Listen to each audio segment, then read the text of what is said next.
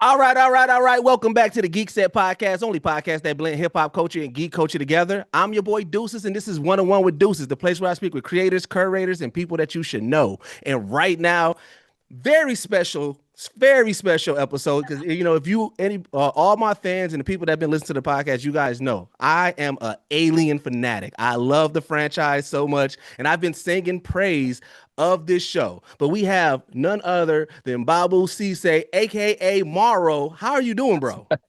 I'm good, bro. So nice for you to have me here, man. Thank you. Man, I appreciate it so much, man. Like I said, I've been for the past 3 weeks, I've been singing your praises, Oh, this show's dude. praise, because like I said, I love the Alien series and franchise so much. And what I love about Alien Earth is that it pays so much respect to the OG while also Yep. being new and breathtaking, and Yep. adding to the lore without taking away from it, right? And so I was like, Yes. man, I've been loving this series and everything about it. Now knowing that I you are mean, such a yeah. yeah, and knowing Go that you go are on, go such on. a film fanatic and everything like Yep. that, and I know that you love horror as well. Yep. Um, I know that, like, so you've told the story already about you got the script, you set it on your table, you went back and Yep. forth. But I want to know when you got the call and they said you got the role, what Oh, was your brother. first? How did that feel? Oh man, brother. Well, I talked to Noah and then for a couple of days. Oh, no, I had 3 days in a flat. And for those 3 days, I couldn't leave. I had arrived in Athens. I was making a film out there, and I had 3 days off, and I was waiting to find out if I had it. And I spoke to Noah in that time, and then had waited another couple of days. I couldn't leave the flat. I'd walk to the dining room, then I'd walk to the kitchen. I'd think, oh, I've already washed the dishes. Then I walk to my room. I said, I've already made the bed, and I walk back to the lounge, sit down. In the end, I realized, oh my goodness, I'm in limbo. I can't even function. And I thought I'm preparing myself for the very painful blow of learning that I'm not going to be playing Morrow. So I'm sitting here bracing for the pain, waiting. So when they told me, oh man, and calling my wife up after this to say, hey, it's a yes. She was like, I was like, oh man. And it was at that moment that I got up, got my stuff together, and went outside and actually saw Athens and had a coffee and thought, oh, just a huge sense of relief. And then 10 minutes later, the weight of responsibility kicks in. You think, oh no, wait, I have to work. But it's Right now, I yeah, got now I got to bring this character to life. And like I said, exactly. you're knocking it out the park. What I love Thank about you, man. Morrow's character that what we're seeing on screen is that one, his sense of duty, right? Like even from Uh, from that first episode, he was like, I'm going to get them back. And I know that this show can paint you as the antagonist, but I feel like there's a duality to the character because you got to think, I'm where we're at currently is in episode 6 as the live, mhm. right? And so, Right. you hear where they say, like, these species, they didn't come here on their own. They were Yeah. not trying to be here. They were brought here Yeah. and they're just being natural, right? And Yeah. you being so, dedicated to the company, you're like, no, Yes. let's hear. I'm going to get these back. I'm invested. I've been up here. The job is the job. And so I Yeah. love that because it's like it's one of those things where it's the antagonist you can see his side or you can be against Yeah. him. Yeah. That's the thing with the antagonist, though. An antagonist is just the opposite of a protagonist. In their world, they are the protagonist. They're Yeah. going forward, right? And I love what you said earlier about these creatures. They represent nature in the show, and nature's going to do what nature's going to do. Right. It's not negotiating with you or having conversation. It's just going to do what it's going to do. It's going to follow its nature. Now, duty, though, is a different thing. It's a different beast altogether. Duty, loyalty, that's when you're learning, you're teaching yourself almost against your nature to do things that you might not do naturally, like to, hurt another human being Right. just so you can get a goal that seems to be for a greater good than maybe what your own personal goal might be. So I think that's in the show, things are represented differently. Moral represents duty and honor and purpose, and Yeah. a purpose is more personal to him. I love that. I love that. And I think people can I, relate to that. Yeah. It's almost like we know on some level, as awful as this sounds, that if you don't have a purpose, well, what's the point? What's the Right. point of you, right? Right. So if you see a character with such a clear purpose, whereas other characters feel like maybe they're being innovative or maybe they're looking for this or like, if you see that, I can see how sometimes people are like, oh man, I've had someone write to me saying, I have hated your character for 4 episodes, almost as if like directed at me. And I'm going, okay, I'm sorry. And then they've gone, and I just watched that 5, and now I'm Team Morrow. I got your back. Wherever you're going, we're Right. going. I'm like, okay, great, you know? But you know that's like the to me I feel like if you're going to be an antagonist, you want those moments where people like sometimes they can't, differentiate between the actor and the character. Like I tell this story before, but like I remember my aunt the first time that she watched Training Day. And she was Oh like yeah. for like 3 months, she was off of Denzel. She was like, I do not like Denzel. And I was like, Auntie, that's just a character, but he played I it so love well. this. He played it so well over at Training Day. That's wow. That's an OG movie, man. Wow. That Right. performance. You're so right. You're so right. But I also love like, in those intense moments, like when you have to like, like whether it's a speech, whether it's, just trying to get your point across, the way that you bring out that intensity of Morrow, like, that elevator scene between Morrow and Kirsch. Oh Mm. my God. Like that was masterful because you can feel the tension. You guys are both kind of like jockeying for power, Yeah. throwing in little jabs, you call it old motto, your toys. And I'm just like, yo, this right. Like, that meme? Yeah. Absolute cinema. Like I love this, man. Amazing. Yeah, yeah, yeah. I love that scene. I love doing that scene. I love working with Tim. And he came in and he's such a creative like person. And he said to me, hey, because I'm in there with my intense moral energy. He said, and he added a little drop of honey to this scene with his thoughts. He said, look, it's just two guys. So it's two guys, you're middle management on your side, I'm middle management on mine. We're here. And Noah had put this idea actually into our head originally. But he said it's a thing of, they're talking to each other about, well, what's it like over there? What's it like being replaced? And of course, it's got all that extra edge because we are going to kill each other, maybe, but maybe not right now, because this is not the good place for it. And when he said that, I just started laughing. I thought, oh, this is beautiful.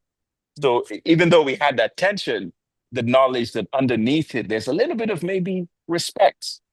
It's like, okay, you're carrying your burden, I'm carrying mine. We get each other. It's okay. We'll have our Right. day. Yeah. Right. Like what Yeah.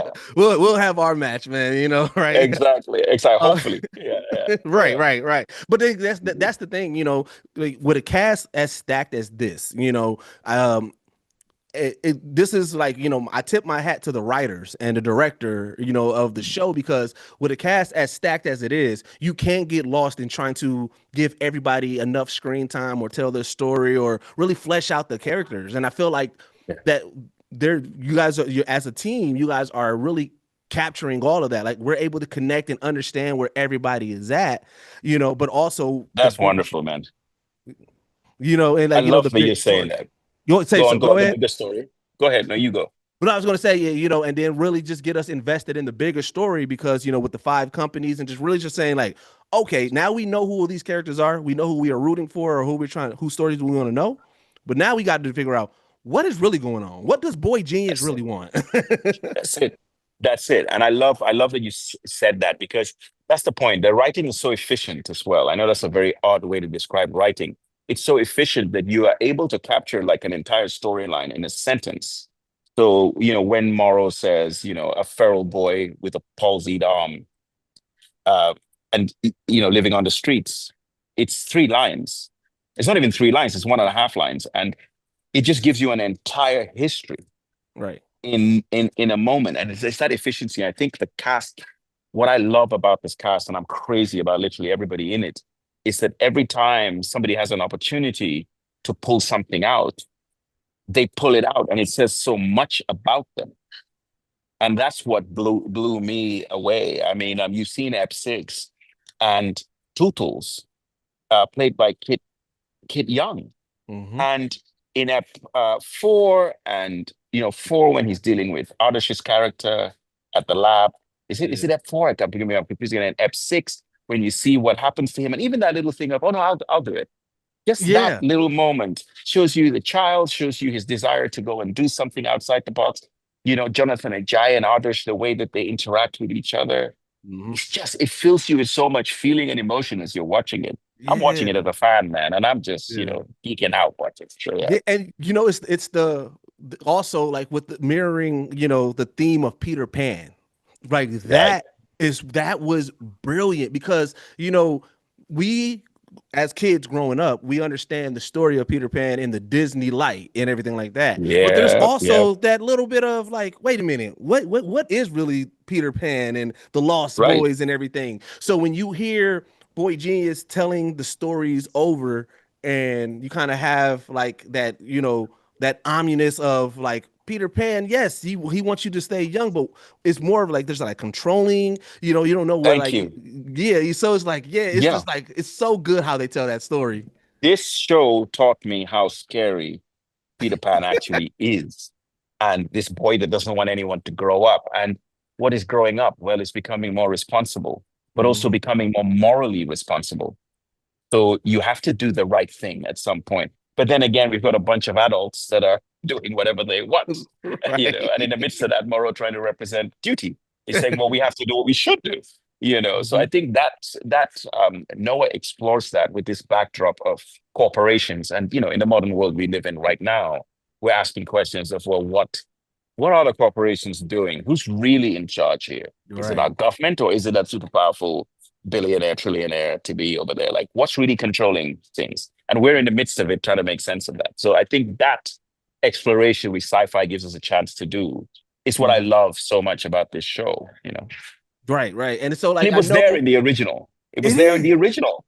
And that's what The it quarter shares. full Yeah, circle, full Fetoto circle. going, hey, I want to talk about my bonus. Can we talk about a bonus situation? It's like, oh my goodness, what's new? And Right. knowing everything that you guys have built over there at Geekset as well, man, it deserves a spotlight to be highlighted for just the incredible work that you guys put in that helps inspire others to feel comfortable in their own skin about being fans of the things that they genuinely care about. All right, all right, all right. Welcome back to the Geekset podcast, the only podcast that blend hip hop culture and geek culture together. I'm your boy Deuces, and this is 101 with Deuces, the place where I speak with creators, curators, and people that you should know. And right now, man, we got the man. We got the one and only Jay Ellis, L. Mitchell, Rachel True, Phil Lamar, Walter Jones, Holy Deborah Wilson, O'Shea Jackson Jr., Rob Morgan, the Rome of Dorntainment, one and only Omar Benson Miller, the big homie Roy Wood Jr., John Clarence Stewart. How are you doing, bro? And Stormy Maya, Stephon Johnson, Paige Kennedy, Cedric Garbo, Record Ronnie, Fantastic Frankie, Lee King Vader, Dear Silence, the homie London Brown, Rob Markman, Pierre Stutzman. How you? We speaking with speaking with Rocky, Danny Nicolette, Lawrence Dillier Jr., Wolf Tyler. How are you doing? Savon Slater, aka Savon the Don, drummer boy in the building, Crystal Chanel, Jordan L. Jones, the amazingly talented Jamie Gray, CEO of Revolt TV. I'm speaking with Detavio Samuels. We are speaking with the talented Gail Bean, Gary Anthony Williams. But I'm speaking with the one and only Kadeem Hardison. How you doing, brother? Chopping it up with you for 45 minutes and out. That's the easy part. Hey, you have a really good voice for this. Because I know that you talked about being a kid on set, right? You have that first walkthrough and everybody just looking at it like a museum and everything. But Yeah. outside of the set, like what within this alien, like what was the most shocking thing to you outside of the set, like about this project? I mean, shocking. I wouldn't use the word shocking. I would say the thing that really got me was the level of dedication to this franchise. Yeah. It really felt like a bunch of fans trying to make a piece of fan art for other fans. Everybody was just trying to do their utmost. And to be on a set where you have a bunch of people who care that much, I'm not saying that anybody knew there'd be any success.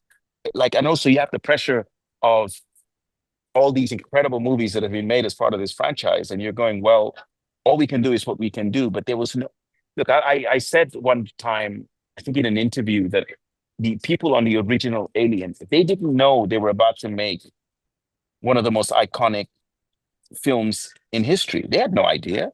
They were Right. they knew they were doing something special probably, but it could have just disappeared as another cool horror from the 70s. It became Right. something more, right? So on set, it was just seeing how there was a sense of almost like dedication to trying to get this thing across. And that wasn't necessarily shocking. I think it just inspired all of us. So you see everyone else putting their most in, you think, I'm going to do the most as well. You know, Right. I can't let the side down. I don't want to be the one that hasn't turned up ready, hasn't put in the work, doesn't care as much. Is trying to get a paycheck or a share.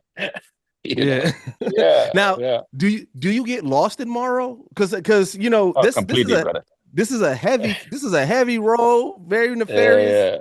Yeah, yeah. Like you know, I and get lost. I learned that actors often sometimes take a little bit from their characters, you know, or they learn something from it. So I want to know, like, Yeah. what has Morrow taught you as you walked in his shoes? I'm a very affable, amenable. Yeah, I don't know how else to say it about myself, but I'm actually very easy to work with. Like everything is funny and fun. I don't want to take anything too seriously. I just want everyone to be happy. I'm caring, warm. But then looking at Morrow, I thought, well, there's elements of myself that I can allow to come out. That directness, that courage, that confidence to be able to say, hey, look, this situation right here is not working. And one thing I noticed about Morrow is it doesn't rush into things. It's Whereas very me, calculated. I'm like, let's go. And I'll figure it out as we're going.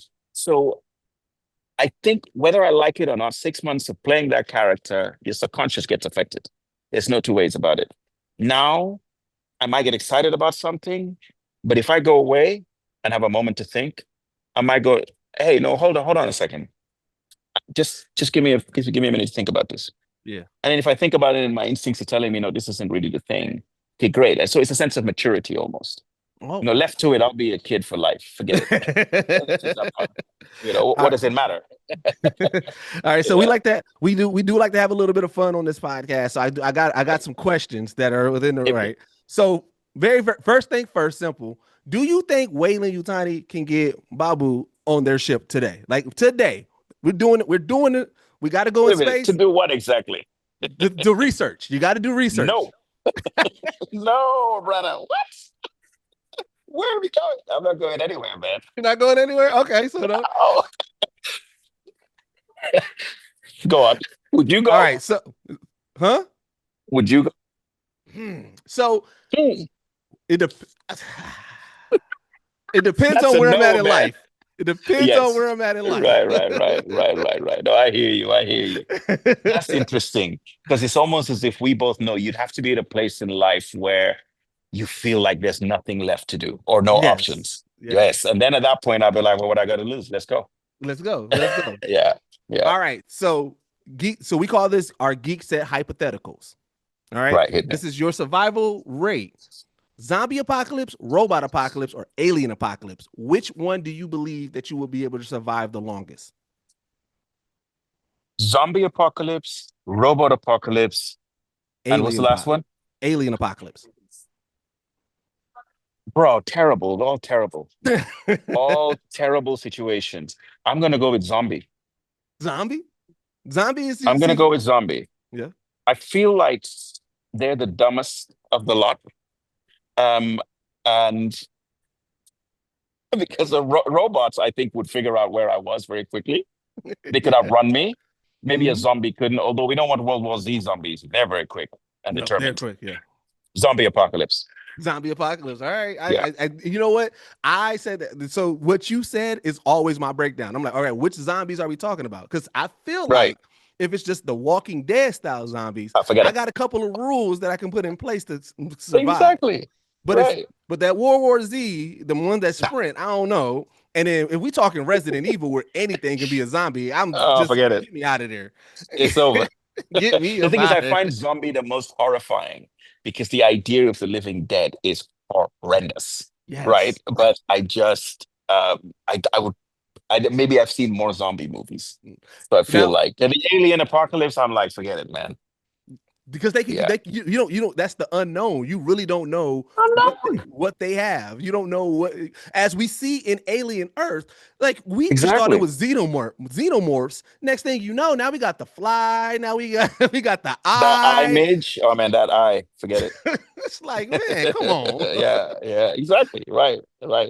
Now, in Black culture, music Mhm. often amps us up for things. What music does Morrow listen to get his day started? Oh wow. Wow, that's deep, man. That's really deep, bro.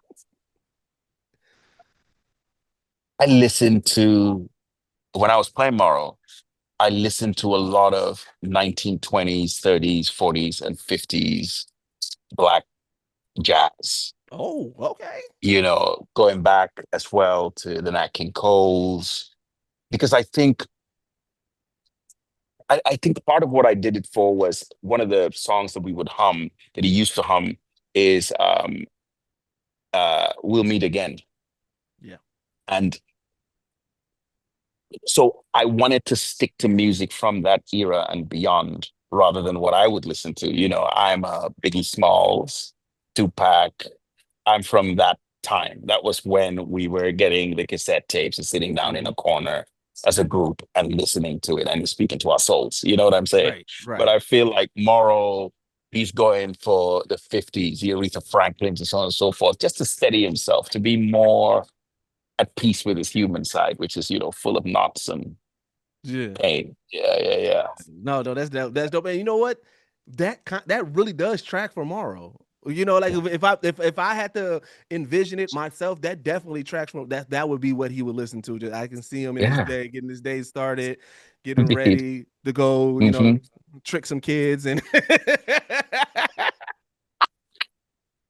He's a terrible. I mean, the trick in the kids, dude. When I read that, I'm like, that's the first thing I read. The scene with Oddish, with Slightly, him Mhm. manipulating Slightly, and I thought that is on the line. Yeah. And Wow. it's fun. It was really like, again, bro, you're killing this role so much. And I know, Oh, God saying like bless. the collaboration between your acting and writing, because even how when he clocked that they have the minds of kids and he started using specific words like hero and monsters, that's when I was like, oh, you can. You are paying attention, brother. Yeah, oh yeah. Because that's the deal. Yeah. you know, That's the deal. Yeah. I love it.